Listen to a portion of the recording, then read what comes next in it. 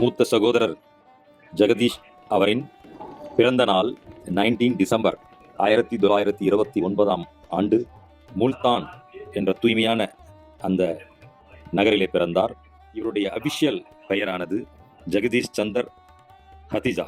ஆனால் அபிக்த பெயர் கொடுத்திருந்தார் ஆல்மைட்டி பாபா மனோகர் ஃபூல். கணேஷ் சஞ்சய் திவ்ய திருஷ்டியை பெற்றவர்.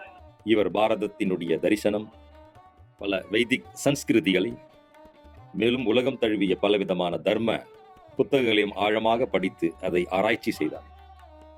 ஒருமுறை 1952 பிலாசபிக்கல் சொசைட்டியிலே பிரம்மகுமாரிகள் தனது ஸ்பீச்சை கொடுப்பதற்காக சென்றிருந்தார்கள். அந்த சபையிலே இந்த ஜெகதீஷ் சகோதரரும் இருந்தார். இவ்வாறு நிகழ்ச்சி முடிந்த பிறகு சகோதரர் சேவை நிலையத்தினுடைய முகவரி மற்றும் அங்கு செல்வதற்கான நேரத்தையும் கேட்டறிந்தார்.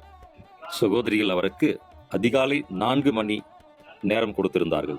குஞ்சுதாதி அவர்கள் இவருக்கு பாபாவுடைய அறிமுகம் மற்றும் ஞானத்தை கொடுப்பதற்கு நிமித்தமாக இருந்தார்கள்.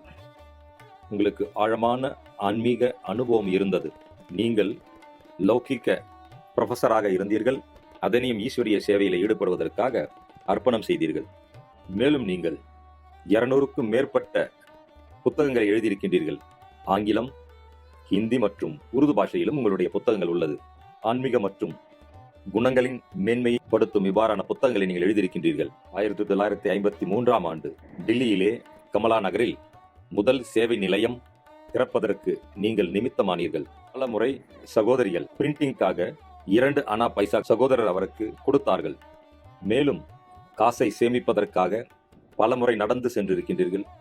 மேலும் யாரெல்லாம் உங்கள் தொடர்பிலே வருகிறார்களோ அவர்களுக்கும் பாபாவுடைய இந்த அருமையான ஞான அமிர்தங்களை கொடுத்து ஞான கருத்துக்களால் அவர்களையும் பாபாவுடைய அருகாமையில் கொண்டு வருவதும் உடன் தனது சிலவையும் சேமித்தீர்கள். மேலும் Purity, World Renewal, Dhyan Amrit பத்திரிகைகளுக்கு தலைமை ஆசிரியராகவும் இருந்தீர்கள். மேலும் இந்த ஈஸ்வரிய விஸ்வவித்யாலயத்தினுடைய முக்கியமான ஸ்போக்ஸ் பர்சனாகவும் இருந்தீர்கள். இந்த ஈஸ்வரிய விஸ்வவித்யாலயத்தின் தலைமை பேச்சாளராகவும் இருந்தீர்கள்.